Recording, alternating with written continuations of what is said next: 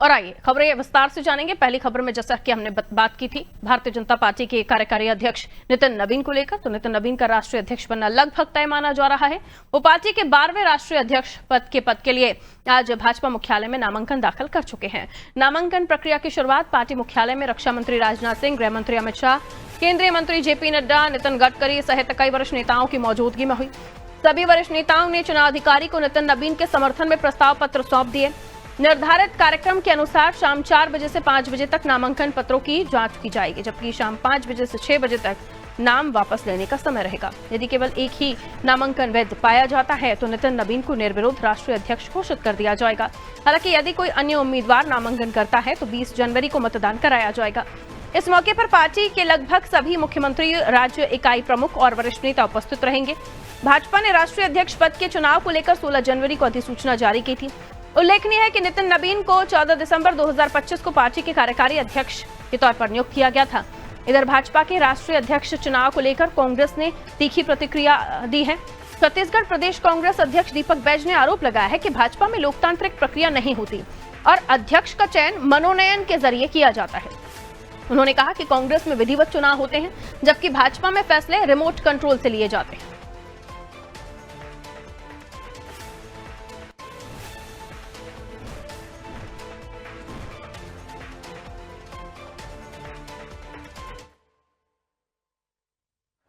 Bharatiya Janata party में चुनाव हो कहां रहा है? जो चुनावी प्रक्रिया है वो तो मनोनयन है। भारतीय जनता पार्टी में लोकतंत्र है ही कहां? लोकतंत्र कांग्रेस में है। हमारे अध्यक्ष माननीय मल्लिकार्जुन खड़गे जी चुनाव लड़कर, चुनाव जीतकर अध्यक्ष बने। 2 कैंडिडेट थे राष्ट्रीय अध्यक्ष के लिए, हम सब लोगों ने वोट किया है। क्या भारतीय जनता पार्टी में वोटिंग सिस्टम से अध्यक्ष बन रहे हैं क्या? बोले वो अध्यक्ष जो बनेंगे राष्ट्रीय अध्यक्ष वो 2 लोगों के वो रिमोट कंट्रोल है, रिमोट कंट्रोल रहेंगे, वो तो रिमोट कंट्रोल वाला अध्यक्ष बनेगा। तो यहाँ ये उम्मीद की जा रही है कि नितिन नवीन निर्विरोध अध्यक्ष चुने जाएंगे। भारतीय जनता पार्टी में जो प्रक्रिया है उसके तहत, लेकिन इसको लेकर कांग्रेस का कहना है कि रिमोट कंट्रोल से चलने वाली पार्टी है। उन्होंने कहा मनोनयन होता है, दिखावा होता है कि लोकतांत्रिक प्रक्रिया का पालन किया जा रहा है, लोकतांत्रिक प्रक्रिया नहीं होती है। ये तमाम आरोप लगाए हैं दीपक बैज ने, कांग्रेस अध्यक्ष है छत्तीसगढ़ से। आइए इसे और भी हम समझने की कोशिश करते हैं। मनोज वर्मा जी हमारे पॉलिटिकल एडिटर हैं, हमारे साथ जुड़ गए।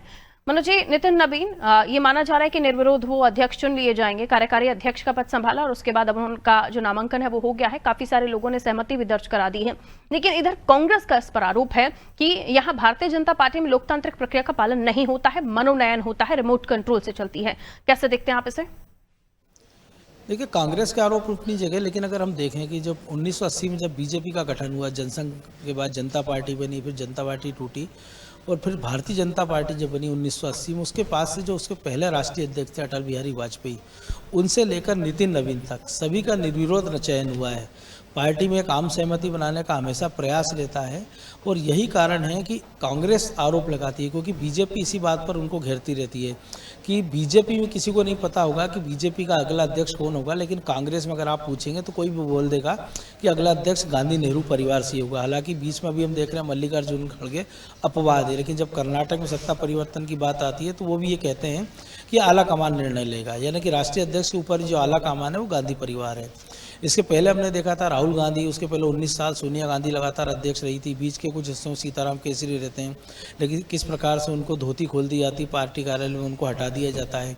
उसके पहले राजीव गांधी की बात कर लें, इंदिरा गांधी, पंडित जवाहरलाल नेहरू, एक लंबी फहरिस्त है गांधी नेहरू परिवार से जुड़ी। लेकिन बीजेपी में जब तक नितिन नवीन का नाम तय नहीं हुआ था तब तक तमाम तरह के कयास लगाए जा रहे थे कि नितिन गडकरी होंगे या फिर शिवराज सिंह चौहान होंगे या फिर भूपेंद्र सिंह होंगे या फिर धर्मेंद्र प्रधान होंगे, ऐसे तमाम सारे नाम थे। लेकिन जब नितिन नवीन का नाम सामने आया तो हर कोई चौंक गया, क्योंकि 45 साल के नितिन नवीन है, PWD मिनिस्टर है बिहार सरकार में, 5 बार के विधायक हैं। तो पार्टी ने जाहिर सी बात है भविष्य को ध्यान में रखते हुए उनका चयन किया। लेकिन एक बड़ी चुनौती और एक प्लस पॉइंट उनके पक्ष में ये है कि वो जिस दौर में अध्यक्ष बने वो एक तरह से नरेंद्र मोदी और अमित शाह का युग है। नरेंद्र मोदी के समय से 2014 से पार्टी ने नित नई ऊंचाइयाँ छुई है, पार्टी दुनिया की नंबर 1 पार्टी बनी है। इसके साथ ही 1.5 दर्जन राज्यों में उनकी सरकारें हैं। और एक बड़ी चुनौती ये है कि नितिन नवीन जब अध्यक्ष का पद संभालेंगे, क्योंकि 6:30 बजे तक का नामांकन का अंतिम समय है, लेकिन वो औपचारिकता है और कल उसका औपचारिक ऐलान हो जाएगा नितिन नवीन के नाम पर। लेकिन उनके सामने अब जो बड़ी चुनौतियाँ हैं वो है पश्चिम बंगाल है, तमिलनाडु है, केरल है। ऐसे 5 राज्यों का चुनाव है, उसमें आसाम भी एक है। तो 3 राज्य ऐसे हैं कि केरल है, तमिलनाडु और पश्चिम बंगाल है, जब बीजेपी भरकस प्रयास कर रही है। पश्चिम बंगाल में हमने देखा था पिछली बार पार्टी 273 सीट पर जीत पहुंच गई थी। और ये कहा जा रहा है कि पश्चिम बंगाल में लगभग 1 करोड़ की आबादी उस समुदाय की है जिससे नितिन नवीन आते हैं, यानी कायस्थ समुदाय की है। केरल में बीजेपी ने अपना पहला महापौर बना लिया है, वहाँ से केंद्रीय मंत्री भी उनके पास है। तमिलनाडु में पार्टी अभी तक कुछ अच्छा कर नहीं पाई। जब वो गठबंधन में रही है AIADMK के साथ, तब थोड़ा बेहतर उन्होंने परफॉर्म किया। लेकिन जिस प्रकार की जीत बीजेपी को महाराष्ट्र में मिली है, हरियाणा में मिली है, बिहार में भी है, उसके बाद बीजेपी का पूरी ताकत इन्हीं 5 राज्यों में। ऐसे में नितिन नवीन के सामने सबसे बड़ी चुनौती ये होगी कि वो अपने एक परफॉर्मेंस उनको दिखाना पड़ेगा कि वो उनके अध्यक्ष बनने के बाद पार्टी ने थोड़ी सी प्रगति की है। क्योंकि अभी तक जो पूरी पार्टी कैडर के रूप में सामने चुनाव में लड़ती है, लेकिन अध्यक्ष के रूप में भी कई सारी उपलब्धियां खाते में जाती है। जैसे JP नड्डा की बात कर ले, एक माइनस पॉइंट उनके सामने ये है कि उनके पास उतना बड़ा नाम नहीं है, उतना बड़ा जनाधार नहीं है। क्योंकि उनके पहले के जितने अध्यक्ष रहे उनके पास बड़ा काम भी था, बड़ा नाम भी था, लेकिन ये बोझ एक तरह से कह सकते हैं नितिन नवीन के सामने नहीं है।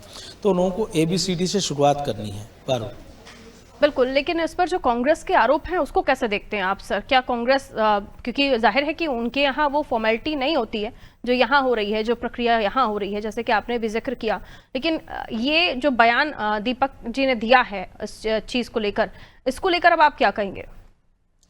देखिए, ये बयान हमने देखा दिल्ली के तमाम सारे नेताओं ने दिया, जिसमें मैंने कहा कि बीजेपी कांग्रेस पर आरोप लगा रहती है कि वो एक परिवार की जेबी पार्टी बन गई है। कांग्रेस में हमने देखा इलेक्शन लंबे समय बाद हुआ, राहुल गांधी ने जब पद छोड़ा तो लंबे समय तक वो कार्यकारी अध्यक्ष बने रहे। इसके बाद जब चुनाव की नौबत आई तो अशोक गहलोत से कहा गया, जो कि राजस्थान के पूर्व मुख्यमंत्री थे, उन्होंने साफ इनकार कर दिया। और जब चुनाव लड़ा गया तो राहुल गांधी, सोनिया गांधी, प्रियंका की पहली पसंद मल्लिकार्जुन खड़गे थे, लेकिन उनके खिलाफ शशि थरूर ने जब चुनाव मैदान में लड़ा तो कांग्रेस आला कमान ने फेयर चुनाव की जगह अपना संदेश नीचे कैडर तक पहुंचाया, जो लोग वोटर थे, कि उनकी पसंद मल्लिकार्जुन खड़गे। तो यही कारण है कि शशि थरूर बुरी तरह चुनाव हारे और उसके बाद वो गांधी नेहरू परिवार की उसमें अलग थलग पड़ गए हैं। और आज की तारीख में ये हालात हैं कि वो किसी भी समय कांग्रेस को छोड़ सकते हैं। तो ऐसे में जब बीजेपी हमलावर रहती है तो कांग्रेस उसका काउंटर करने का, मुझे लगता है, इस प्रकार की दलीलें दे रही है। बिल्कुल, या फिर अपने आप को कवर करने की भी कोशिश, क्योंकि खुद के ही जब शीशे उनके कांच के हैं तो वो दूसरों पर क्या ही बोलेंगे। खैर, लौट रही हूं मैं मनोज जी आपकी तरफ, अगली खबर पर आपसे जानकारी लेंगे। दीवारें अगर कांच की हों तो दूसरों पर इल्जाम नहीं लगाया करते, लेकिन दीपक बैज ने ये आरोप लगाकर खुद के ही लिए बात करने का मौका दे दिया, यानी पार्टी के लिए बात करने का मौका दे दिया है। क्योंकि कांग्रेस पार्टी में तो सारे पदों पर, या फिर आप कहिए जो लीडरशिप है वहां पर तो गांधी ही रहते थे। ये इस बार क्योंकि इतना ज्यादा ये मामला चर्चाओं में आया था कि गांधी फैमिली या गांधी एंड ऑल, इसलिए हमने देखा था कि फिर खड़गे जी को अध्यक्ष बनाया गया था। खैर, शायद इसी चीज को कवर अप देने के लिए दीपक बैज ने आरोप लगाया होगा।